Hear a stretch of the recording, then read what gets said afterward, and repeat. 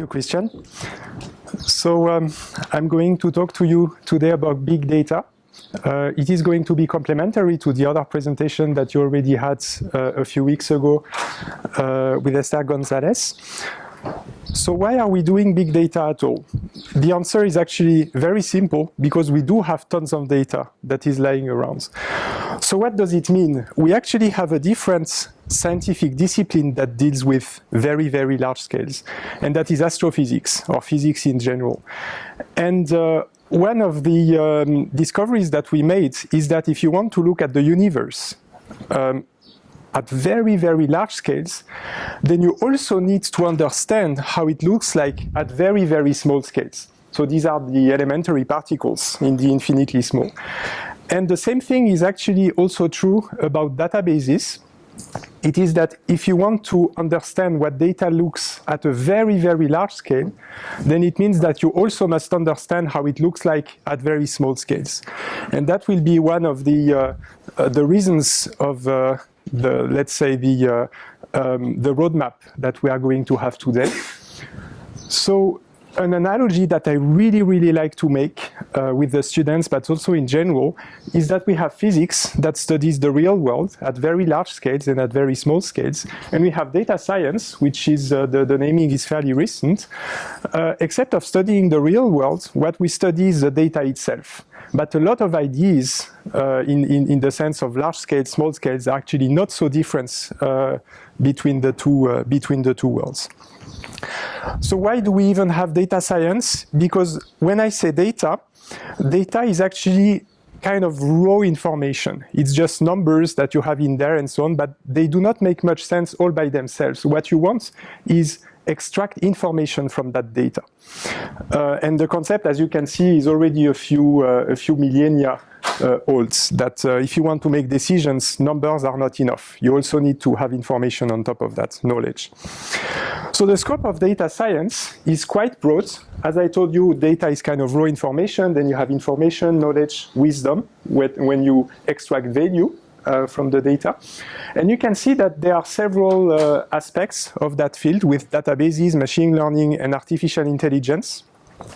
And this actually was partly covered already sorry, I'm going in the wrong direction. It was already covered for the top of the pyramid in a previous presentation by Esther Gonzalez a few weeks ago. And today we are going to focus on databases, which is at the bottom of the pyramid. So it's more about data and information itself, but not so much into actual knowledge and wisdom or intelligence extracted from it. So I would like to begin this presentation with a small history of databases, of data in general. And as surprising as it sounds, it actually started a very, very long time ago already. Because if you go back a few thousand years ago, what was the data? The data was actually history. It was the stories that got transmitted by people from generation to generation. And so in the very ancient times, the way you transmitted this information was by means of language, by speaking. The people would talk to each other and explain to their children, who would repeat to their children, and so on and so on. So it was very rudimentary, but this is how it was. And then, throughout history, there were a couple of evolutions that completely revolutionized all of this. So first we had writing, that allowed you to actually keep over a longer period of time the data, because when you speak, you can lose information, or you can distort information. Writing allowed you to have this data potentially kept over even thousands of years, because we still have today some very interesting written artifacts. Then we had also, partly it's entangled with the concept of writing, but the very early days of accounting, or of keeping inventories. And this is an ancient Babylonian tablet from 1800 years BC, and it looks incredibly like Excel. I don't know if you see how it looks like. You almost want to add A, B, C, D and have numbers on the left. And you can see that in the very early days, the concept of organizing data in table was already very intuitive, 4,000 years ago. And this will be very important for the rest of the presentation today, how tables are so intuitive. Then we had printing that allowed you to copy and copy and copy and reproduce on larger scales. Computers, where the data started to be digitalized and eventually in form of electrons. This is where things accelerated and accelerated. And now we are going into the modern days of data, of how you store data. This is probably something you all know, if you use laptops, desktops, and so on. So you have a file system. And if you go back into the 1960s, that was pretty much the kind of view that people had on their data, via file systems. You would store your data on the disk. But this is something that first requires skills, because you need to know the computer, you need to know how it works, and the data is always organized in hierarchies of files and folders, right? But there was something that happened in the 1970s, which was the real revolution of databases. There was a person called Edgar Code who recognized that the concept of table is fundamental. And you saw it with these clay tablets of 4,000 years ago. Humans are much better at dealing with tables, much, much better than with file systems and complexities of computers. So he realized that and came up with what is called the relational model, which is entirely based on tables, and had this insight into how it should be done. And this is a very important principle of databases. It's that the logical data model, meaning table, rows and columns, should be completely separated from the way that it is stored. Because when you do have tables, you actually store them in a computer. So you have a file system, but as a user, you can just ignore that. You do not care about that part. All you care about is a table, and everybody loves tables and knows how to manipulate tables. And you see that because of this independence, you can change the physical storage. I'm not sure if you want to go back to the clay tablets, but technically it doesn't play any role because you still have the concept, the logical data model on top, which is a table. So I'm going to go into details, of course, regarding tables. And in the very recent years, in the last 20 years, there was a lot of very new products that gave alternatives to tables, which are key-value stores, triple stores, column stores, and document stores. I'm not going to go into them today, but it's good to have the words in mind. If you hear these words, then this is actually something that happened very recently in the past 10 to 20 years. So let me now get into a bit deeper into databases and go into the best practices of databases. But I'm going to start with a small scale, because as I told you, if you want to understand something in the large, then you need to understand it at small scales. So how do you typically do databases? I'm sure a lot of people, in order to store data, are going to use Excel. I'm sure you probably do use Excel to store a lot of data. So you're going to have this data organized in rows and columns and so on. So what you typically do when you have this data, if you want to analyze it, is that you are going to add a filter, and then you have the headers that appear in there. And then you are going to start doing fancy things, such as selecting like a company name here. These are all transactions. So here you select the transactions, for example, on UBS using the Excel user interface. And then maybe you are going to do some less good things. Let's say, started clicking like, oh, let me try to delete some data and shift the cells up. And what you end up with is something like this, where you started completely messing with the data, and now it's completely inconsistent. Because now you realize that this was supposed to be the price for the UBS stock, but it's actually also next to Swisscom. So you realize that what that means is Excel is not the right tool to deal with data, because it has these kind of problems. So you want better tools, and there are standard practices if you want to store data, and this is what databases are. So now let's move away from Excel, and let me tell you how we actually teach databases at the bachelor's level, so to our students. What are the fundamental concepts of databases? So it all starts with the idea of the data independence. You need a logical data model that has nothing to do or that hides the physical storage. You don't want to care about how the computer stores or processes the data. All you care about is your table, because you understand tables. So what we need is called the data model. The notion of a data model is really fundamental to databases. So a data model is what data looks like and what you can do with your data. Let me give you an analogy that I think should be useful.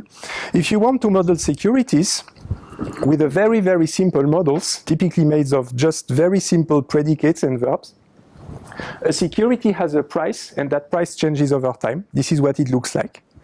And what you can do with it is buy and sell at the given price. This is not data, this is finance security, but it's exactly that same idea that you want, when you want to deal with data, you need to define what data looks like and what you can do with that data. So now we are going to do this with tables. So the question is, what does a table look like? So a table looks like this. In that case, it's a table containing financial transactions. I put also some additional terminology on each of the slides because there's other different names that you may encounter, but I'm going to stick to this kind of name. So a table is sometimes also called a collection of transactions. But this is a table, it just has rows and columns. So also in the model, you have the concept of row. So a row corresponds to one transaction. It's very popular. Business people love to call this business objects. It's a business object. A transaction is a business object. What it means in terms of table is that this is actually a row. Then you have the concept of a column. And a column is like a property or an attribute. So each transaction, for example, has a company. And this is what you will find here in the header. So you have the transaction ID, company, price, quantity, and order. So this defines the columns. And one of the columns is going to be special. That's what we call the primary key. This is what identifies a transaction. So any bank that offers trading has this kind of transaction ID or an order ID and so on and so on. So this is just a unique identifier that alone allows you to identify the row in which you are, right? So to summarize, we have the table, we have the concept of row, we have the concept of column, we have the concept of primary key, which identifies a row, and that's pretty much it. That's pretty much what a table is. So you may tell me this looks trivial, what I'm telling. A table has rows and columns, this is obvious. But when you do a data model, this is what you need to start with. You need to restrict the world to a subset of what exists. And in that case, all we know about is tables, rows, and columns, right? And primary keys. This is all we know about. And once we have that, we are going to define what you can do only using the concepts that I have told you about, tables, rows, columns, and primary keys. So what can we do? And now this is just a warning, this is going to get a bit more technical now. We are going to, for example, want to select rows. This is called a selection. This is an operator in what is called the relational algebra. With a table, we can select some of the rows, and that's called the selection. This is typically what you do in Excel as well, right? When I show you the screenshot of Excel where you ticked UBS group. So this is probably something that is familiar, but in the database world, it has a name that's called the selection. So here we select all the UBS transactions. Next, we have the concept of projection, which is exactly the same thing, except that a projection is going to work on rows. So in that case, we get the price and the quantity, and everything else we just discard. This is called a projection, right? Who is still following? Yes, selection, projection. It's getting a bit more advanced now. We also have the concept of grouping. And what we mean by grouping is that you are going to look at the orders, and there are buys and sells, and you want to count them. So what you do is you aggregate all the buying transactions and you count them here, and you aggregate all the selling transactions, there was only one, and you aggregate here. This is called grouping. And already you can see that this is much harder to do with Excel. But in practice, when you have a database, it's the kind of things you do all the time. So you want it to be done well, very fast, and very efficient, and very easy to use, of course. So this is the third thing that you can do with a database. The next thing that you can do is sorting. you want to, for example, look at the transactions sorted by quantity. You want to see the biggest transactions in the number of securities that were bought. So you sort them, in that case, ascending. This is also an important operator of databases. Typically, let me give you an example of what this is used for. When you do a search on Google or Bing, you are going to generate something like a table that is the list of all the pages that will match your search. And all these pages will have a score, which is like a number that says if the page is relevant. If it's 100, it's very relevant. If it's 1, then it's probably not relevant to you.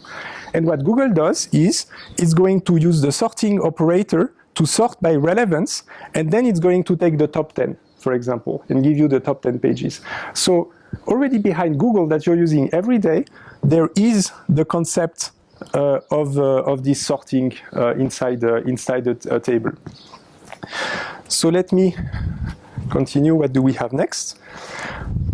The most elaborate operator that many fear because of the performance, because it's actually very expensive to do, is the concept of joining two tables. So let me take a bit of time to explain what this is actually doing. So you need two tables. The first table is exactly the table that we've been using until now. It's the table of transactions, and each row has a company here. That's one of the columns, company. Then you have a second table. This second table is matching a company to which the stock corresponds to, so that would be no, that's actually the ISIN in that case. It's not even the Valorant number. So you map each company to the international identifier of the stock. And what you want to do is take this table here and extend each row, adding the international identifier of the stock in there. So you see that you took one table, this table here, a second table here that gives you extra information about the companies, and you built a bigger table that joins the two.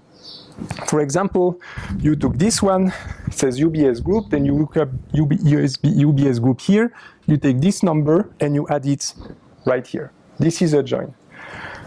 And the joins are very expensive to do. There's the concept of complexity in computer science. I'm not going to get into too many details, but basically, if you want to select or project, it's very fast. It can be done in a very fast way. If you want to join two tables, it's going to be much slower. We call that quadratic complexity. It can, in some cases, it can be done faster, but this is very, very expensive. So I told you about the data model that we have for tables, rows and columns, right? I told you what you can do: selection for rows, projection for columns, grouping, ordering, and joining. These are the fundamentals of relational databases. Who has already used like Microsoft Access or SQL? Some people. These are the fundamentals of all these technologies. This is very, very important to remember. Selection, projection, group, order, joining. It's called the relational algebra in technical terms. So once we have this data model and data, there is two more things that typically you have in databases. The first concept is that of a syntax. Whenever you have a table or some data, you want to be able to export it in some way that you can transfer it to some other place and reopen it. And I'm sure who knows CSV? You all do, right? Because this is the natural format when you want to export from Excel and reopen in Excel. Well, there's good news here, because it turns out that CSV is actually the syntax for tables, for the tabular data model. So you can typically export relational data as CSV. The second thing that you typically have when you have a database, in addition to the concept of syntax, is the notion of a query language. Because if you're using Excel, it's just clicking. You open a CSV and then you add the filters on top, and then you say, let's give me the Swisscom transactions and so on. This is only clicking because you're a human, right? But when you want to do more complex operations, you actually need to talk with a computer and there is the concept of a query language. And the most famous query language and widely used in relational database is called SQL, Structured Query Language. And SQL was designed to actually be like English. It uses English terms, so select order. It does exactly what it says. It selects the order and the count, these two columns there, from the table called transactions, it's just the name, and group by order. So this is one of the operations I told you about, is the grouping. So here you have what is called the SQL query, SQL or SQL, there's two ways to pronounce it, SQL, SQL. This is what a computer is able to understand, but the very nice thing is humans can also understand that, and humans can also produce that. So having the skills to write queries like that is actually something that can be quite useful, also if you want to use more modern technologies. So SQL is something to keep in mind as a possibility of something that you could learn. So now I'm going to slowly expand and go into the big data realm. It was very important for me to introduce you to these fundamental concepts on the smaller scale. So what does a relational database look like that uses table? We have a computer, it's always on a computer. So we have a storage layer, which is a hard drive, typically for a machine.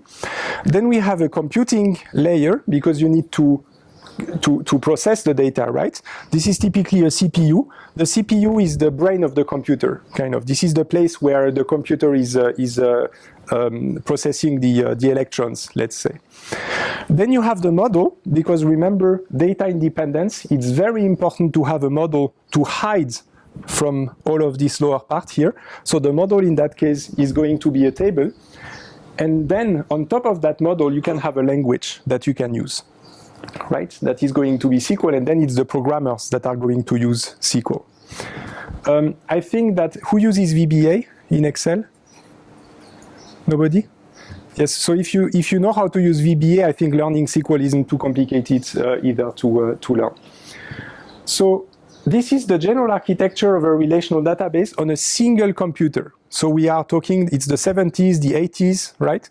And this is the way that a relational database would look like.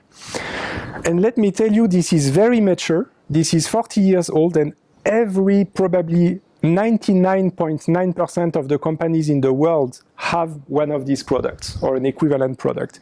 These are the big three, Oracle, IBM, Microsoft. They do have an offering of databases that exposes the data as tables. It's called the relational database. So this is very mature, unlike what we are going to see now, which is more modern technology, but at some point it will become mature. So let's now get into the meat of the presentation, which is big data. So I have to start by telling you that big data is a buzzword. And the inconvenience of buzzwords is many people can have a different understanding of what it means. There's other buzzwords like cloud, for example. When you say clouds, different people may mean different things with it. So just this, to be very careful, I will give you my definition of big data, but just know that there is no consensus because it's a buzzword. So it can be used sometimes without too much thinking. So what is important about big data, and this is actually probably one of the reasons why I'm right here talking to you who have a financial background, is that big data goes across disciplines, because the data we store is going to be related to a discipline. So it can be astrophysics, like I told you, some people are trying, ETH professors are working on trying to do astrophysics. Using data. Then we have like predicting the weather. It's processing a lot of data. Biology, now we are able to do sequencing of the DNA, and there's 3 billion bases typically in the chromosomes. Particle physics, CERN is probably the biggest producer of data. And then finance, which is more relevant today. So you can do analysis, for example, in order to get to learn about the behavior of the people, or you can try to train a computer to manage a fund, because you can train it with a lot of data so that it's able to do the transactions all by itself. Robo-advisors are kind of the early version of that, but probably in the future is going to be even more evolved. And all of this is possible because you do have a lot of data. It involves a lot of proprietary technology. So you probably heard of all of these brands, but a lot of the technology that was designed for big data was designed by companies because they had issues that they needed to solve, and the solution to these issues was the products that were then released. So there is a nice, it's called Eselsbrücke in German. There is a nice way, mnemotechnic way to remember several aspects of big data, which is the 3 V's. There's 3 important words: volume, variety, and velocity, the 3 V's. So the volume, let's get into each one of them. This is the 3 aspects of the revolution of big data. First, the data volume. There's a very high volume of data, and a lot of that volume actually does not even come from people entering the data into the computers. It comes from sensors. It comes from this camera recording right now. The web, when you visit a website, there's a log that is kept of all the visitors. So you see that everything is kept. There's the scientific experiments. So the volume of data keeps increasing. There is something that I advise you to learn by heart if you want to communicate with computer scientists, which is the scale. So you probably already know kilo, mega, giga if you deal with hard drives, but it actually continues because we are at much bigger scales than a single computer. So it continues with tera, peta, exa, zeta, and iota. And typically when we say big data, we are here today. We are able to process data at that level. This is a single machine, tera, and this is 1,000 times bigger when you have clusters of machine, petabytes, right? Exa would correspond to everything that is produced worldwide every year, right now, because it keeps increasing. And this is, we are not there yet, but we are ready. We already have names for that when it comes. But I really recommend learning these prefixes. This is very important. And then you can add a unit like, typically it's the byte for data. So kilobyte, megabyte, gigabyte, terabyte, petabyte, right? I strongly recommend learning that. What's a Google? 10 to the hundreds. Right, it's much bigger. This is 10 to the 24. So Google would be way down if you add more.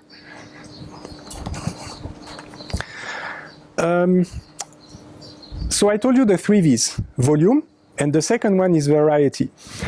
And what's new about variety is that I went on and explained you about tables and how they look like, what you can do with them.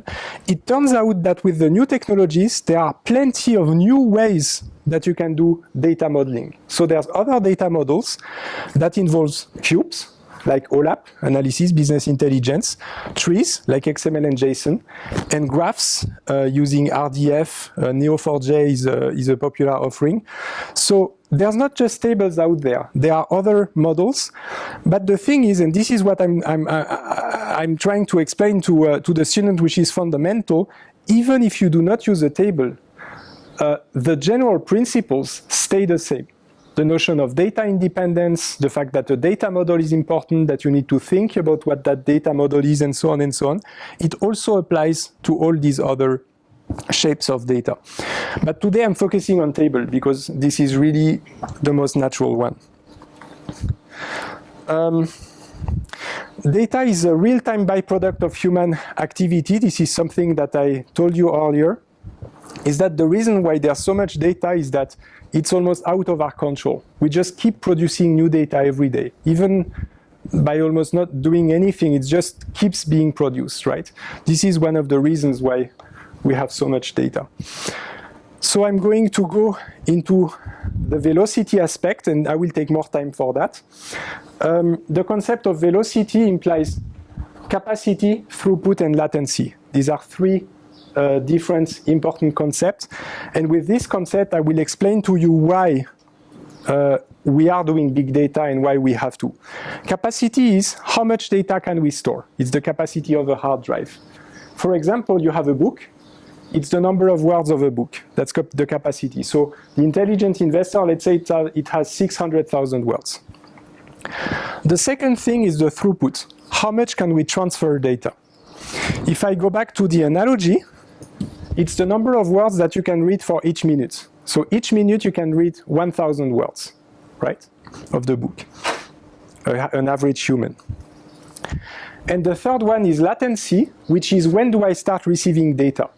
For a book, it means you think in your head, oh, I'm going to try to read that book. And then you start measuring the time until you actually go to the shelf, pick the book, find the page, and start reading the first word. This is latency, right? Who understands capacity, throughput, latency? Is it clear? Yeah. So now, let's look at the progress made. There was a scientific study. It's the, if you look at hard drives in 1956 and hard drives today. Hard drives have a capacity, a throughput, and a latency. And here I'm plotting by how much it increased since 1956 until it was 2010, so today it's even more. So the capacity increased by that much.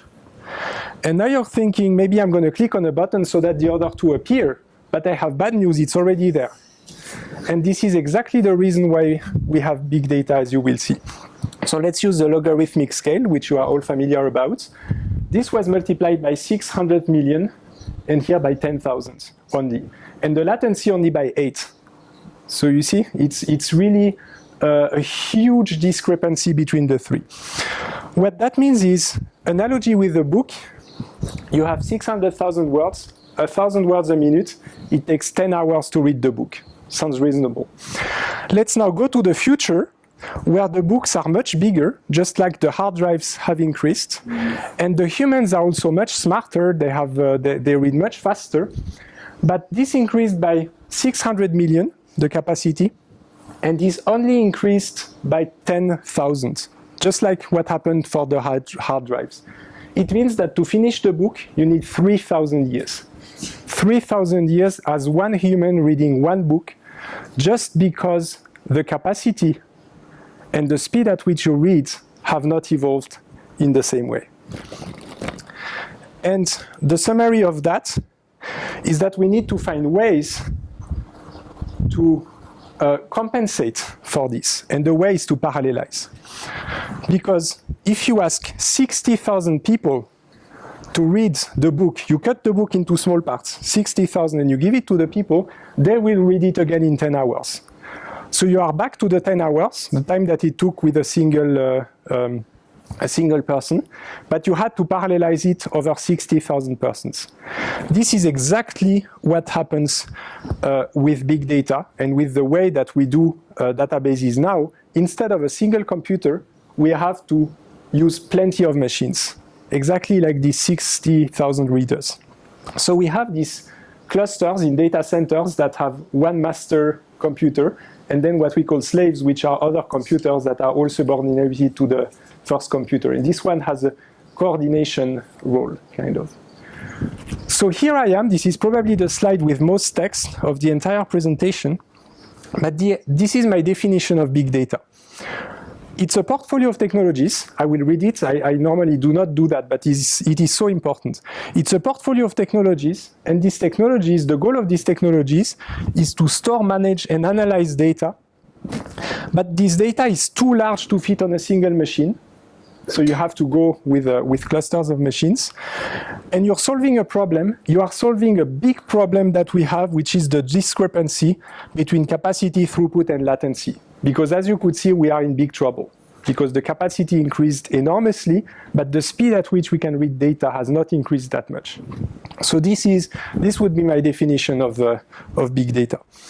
So in summary, we have to take what we had that was on a single machine, and we have to make it work on thousands of machines instead.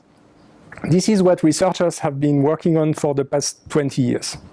Because this is the 70s. The 70s, the 80s, you had a good old relational database on a machine. And today we have to do exactly the same on clusters. So going back to the architecture that I told you about from the 70s, we have to replace this part. It's no longer going to be a hard drive and a CPU. It's going to be a cluster of machines instead. So now, let us go even more into technical details. I'm going to go back to this relational model that I told you about, the data model, tables, rows, columns.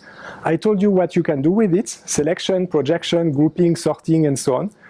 But let's try to do that not for a single small table on a computer. Let's now try to do it for a super large table. Let's see what we are going to get into. So let's get back to the model that we had. It was a list of transactions. And let's say we want to do a selection. You probably remember a selection means rows. We want to select some rows. And when we do a selection, we have criteria. So we want to pick UBS. And we only want the transactions between 16 and 17 francs.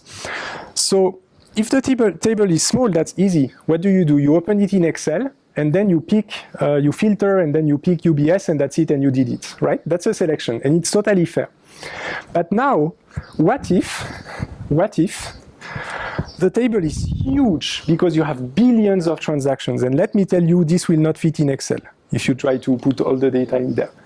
So the question is, how do we do that? How do we, over billions of rows, find out all the transactions of UBS between 16 and 17 francs? And the answer is, maybe you can guess, I already told you. How did we manage to read the book in 10 hours? Parallelizing. That's exactly what we do. So we parallelize, and what that means is we take the table, and it's called sharding. We shred it into smaller tables. So here there's only 4, but actually it's going to be thousands of them, up to thousands, it can be less. So I used colors in there to indicate the shards, and this really means that it's actually stored on different machines. The yellow part of the table is stored on a machine. The red part is stored on a second machine, the blue part is stored on a third machine, and the fourth part is stored on a fourth machine. And now we have these 4 machines here, and each machine is going to process its own share of the data, parallelizing. This is very powerful. So what happens when we do that? Let's take a single machine. It's a small table, totally something you can handle with a single machine. And this machine is going to select all transactions on UBS between 16 and 17, but only from that little table, which is totally doable in a reasonable amount of time. And then comes out of this machine a few transactions, right? This is called the map. This is a mapping from the table that contains part of the transactions to the output. It's a filter in that case. We select a few transactions. This is called the map. Remember the word map. And now, going back to what happens here, we have a huge table which has billions of rows, sharded, shredded across machines. We typically have a few thousands, sometimes a few hundreds, a few tens, it depends how big the data is. And each machine is going in parallel to look at the table. So some of them may not give you anything, totally possible. Some others will give you several. And then you can take all of these outputs and work on them. This is the result, right? And this is much faster than if you had a single machine on the entire table. That would have taken years, maybe even more, to process. So now let's do a more complicated query. This is going to get interesting. Let's get into the grouping. So the grouping, it's the idea of counting the buy transactions and the selling transactions. But now we want to do, imagine that we have a huge database with all transactions worldwide that were done this year within a bank or even worldwide. So something big enough to not fit on a single machine. In the end, what you want is a sentiment, a market sentiment. You want to know if it's more like selling or more buying. I'm oversimplifying here by just taking the counts rather than the volume of the transactions, but it's only for pedagogical purposes. So we have these billions of transactions, and we want to compute a grouping of buy on one side, sell on the other side, and count them. How do we do that? Again, the answer is parallelize, exactly. But of course, it's going to be a bit more complicated. So again, it's repetitive, but this is what it is. It's always the same principle. We shard the data on 4 machines, so it's going to be thousands, obviously, but here just 4. And each machine is going to work on its own list of transactions, a smaller list. So what do we do first? We do a map. We already saw a map earlier. We look at these transactions, and we can already count them. It's small enough, right? It fits on a single machine. So we just go through them and count. So here we have 345 buys and 435 sells. This is again a map. It is mapping. It's a theoretical computer science concept, mapping the table of transactions to another table. This is also a table with the number of buys and the number of sells. Again, you see everything here is a table. This is the data model. So this is a map, but this is not enough because this is on a single machine, so each machine knows how many buys and sells it has. But how do we proceed next? We have thousands of machines that each have output something. What do you think we do next? Let's do it a bit interactive.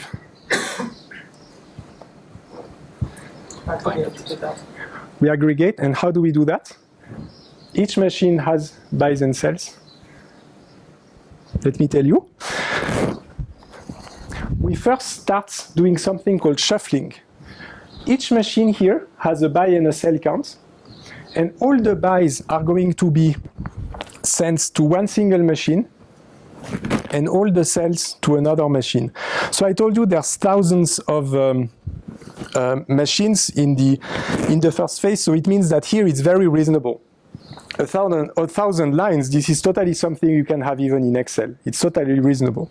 So here, this machine receives a few thousands of counts, and this machine receives a few thousands of counts, but on selling transactions.